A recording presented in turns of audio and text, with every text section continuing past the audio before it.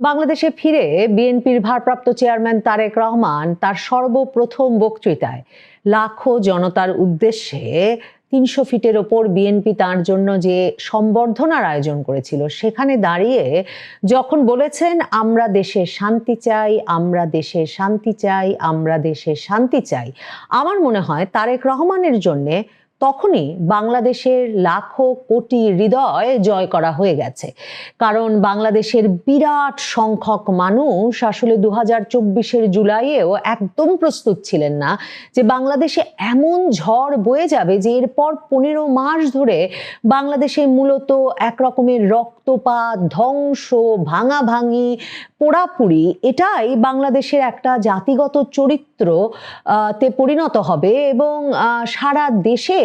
এই বিষয়টা এমনভাবে ছড়িয়ে পড়বে যে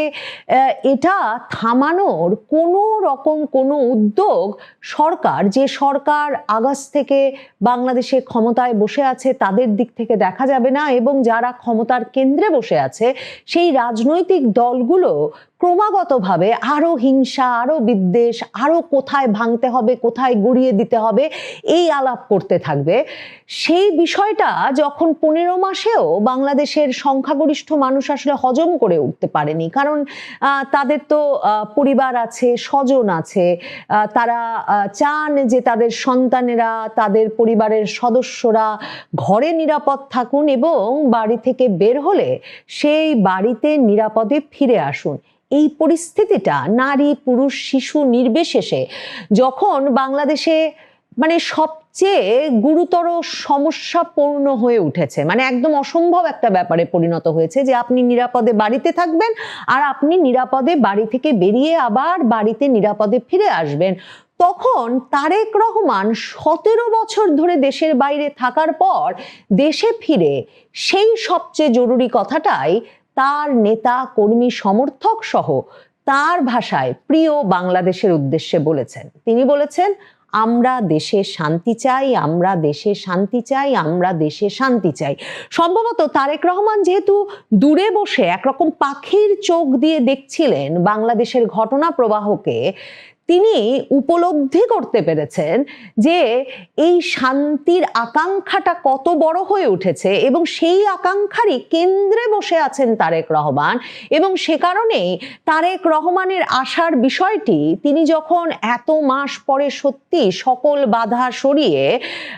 আসতে পারলেন বাংলাদেশে, তখন তার আসার বিষয়টি নিয়ে যে এত ইতিবাচক আলোচনা হচ্ছে, যেসব ব্যক্তিবর্গ এই কমাস আগেও তারেক রহমান কিনা বিকল্প হতে যাচ্ছেন, সে আর কি এমন বাংলাদেশ উপহার দেবেন তারেক রহমান সে বিষয়ে ভরসা করতে পারছিলেন না, তারাও যে আজকে অপেক্ষা করছেন তারেক রহমানের জন্য, তার প্রধান কারণ যে এই শান্তি চাওয়া, একটু স্বস্তি পাওয়া। তারেক রহমান লন্ডনে বসে সেটা উপলব্ধি করেছেন এবং জনগণের মনের কথাটা বলেছেন। একজন রাজনৈতিক নেতার সবচেয়ে বড় কাজ জনগণের মনের কথা বুঝতে পারা, এবং তারেক রহমানের জন্য অত্যন্ত গুরুত্বপূর্ণ ছিল। কোটি কোটি মানুষের চোখ, আমাদের সবার চোখ তার দিকে, তার পরিবারের দিকে সেটে ছিল যে তারা কি করেন, কিভাবে হাসেন, কিভাবে তারা একজনের সাথে আরেকজন ইন্টারঅ্যাক্ট করেন, নেমে তারেক রহমান দলীয় নেতাদের সঙ্গে কেমন ব্যবহার করেন। এত বছর পর একটা জনসমাগমে এসে তারেক রহমান নেতা, কর্মী, সমর্থকদের এই ভিড়ের মধ্যে নিজেকে সামলে কতটা কনফিডেন্সের সঙ্গে, আত্মবিশ্বাসের সঙ্গে বক্তৃতা দিতে পারেন, এই সব কিছুর দিকে নজর ছিল। এবং তারেক রহমানকে প্রতিটা পদক্ষেপে, প্রতিটা শ্বাসে আসলে একরকমের জনগণের পরীক্ষা পাশ করতে করতে মঞ্চে উঠতে হলো, এবং তখন কি বলবেন তিনি সেটা নিয়ে একটা আগ্রহ, কৌতূহল ছিল। এবং তিনি যখন এই শান্তি শৃঙ্খলার দিকে সবচেয়ে বেশি নজর দিলেন, তখন অন্তত আমি নিশ্চিত আপনারাও অনেকে আমার সঙ্গে একমত হবেন, আমার মনে হয় তার বাজিমাত করার কাজ শেষ। প্রতিশ্রুতির দিক থেকে এখন যে বাংলাদেশের শান্তি সবচেয়ে জরুরি সেটা বুঝে শুনে বিএনপি নেতা তারেক রহমান বাংলাদেশে নেমেছেন, বাংলাদেশে তার দলের দায়িত্ব নিতে, এবং সম্ভবত বাংলাদেশে এমন একটা নির্বাচন অনুষ্ঠানের মাধ্যমে দলকে জয়ী করে প্রধানমন্ত্রী হতে, যেই নির্বাচনের মাধ্যমে তিনি আরো যা যা বলেছেন, মানে যেসব প্রতিশ্রুতি দিয়েছেন সেসব প্রতিশ্রুতি জনগণের কাছে পূরণ করার শেষ পর্যন্ত সুযোগ পাবেন। তারেক রহমান তার বক্তৃতায় বলেছেন, I have a plan for the people of my country and I have a plan for the country, মানে আমার দেশের জনগণের জন্য আমার একটা পরিকল্পনা আছে, দেশের জন্যও একটা পরিকল্পনা আছে। তিনি মূলত বলেছেন যে সবাই মিলে দেশ গঠনে কাজ করতে হবে। ঠিক কি পরিকল্পনা সেটা এ দফায় তিনি উল্লেখ না করলেও ঘুরে ফিরে বারবার শান্তি শৃঙ্খলা প্রসঙ্গে তিনি কথা বলেছেন। এই যে বারবার শান্তি শৃঙ্খলার দিকে নজর দেওয়া, সেটা কিন্তু তারেক রহমান সকল মানে এক একটা টপিকে তিনি বক্তব্য শুরু করেছেন, করেই তিনি আবারও নিরাপত্তা, শৃঙ্খলা এবং কোনো উস্কানিতে কান দেওয়া যাবে না, নিজেদের যে শান্ত ধীর থাকতে হবে, মানে এই যে মবের রাজত্ব শুরু হয়েছে। মব শব্দটা তিনি ব্যবহার করেন নাই বটে, কিন্তু আমি যখন তার বক্তৃতা শুনছিলাম আমার মনে হচ্ছিল, আমি ক্রমাগতভাবে শুনছিলাম যে তিনি মবের বিপক্ষে বলছেন। যদিও এখন বলা যেতেই পারে যে বাংলাদেশ জুড়ে বিএনপির দলীয় সংঘাতে 15 মাসে প্রায় 100 মানুষ নিহত হয়েছেন এবং বিএনপি দলের ভেতরে যে ধরনের সহিংসতার ঘটনা ঘটেছে, সশস্ত্র সহিংসতার ঘটনা ঘটেছে, হাজার হাজার কর্মীকে বহিষ্কার করতে হয়েছে, কিংবা বিএনপি এবং বিএনপির অঙ্গ সংগঠনের নেতা কর্মীরাই বাংলাদেশের ঢাকার বাইরে এবং ঢাকাতেও মবগুলোতে মূলত নেতৃত্ব দিচ্ছেন, এই অভিযোগটা এমনকি জামায়াতে ইসলামীর তরফে বারবার তোলা হয়েছে এবং অনেক ক্ষেত্রেই পত্রপত্রিকায় নাম এসেছে যে কারা কারা সে মবের নেতৃত্ব দিয়েছে। সেখানে বৈষম্য বিরোধী ছাত্র আন্দোলন যেমন আছে, সেখানে ছাত্র দল, যুব দল থেকেছে। কিন্তু এই যে এখন দলের নেতা স্পষ্টত বললেন যে কোনো উস্কানিতে কান দেওয়া যাবে না, শান্ত থাকতে হবে, তার মানে আওয়ামী লীগ যখন নাই তখন বাংলাদেশের যে সর্ববৃহৎ দল, সেই দলের নেতা তার মানে স্পষ্টত বলছেন যে আর কোনো ভাঙাভাঙি, পোড়াপুড়ি এসব চলবে না, রাজপথে এসব সহিংসতায়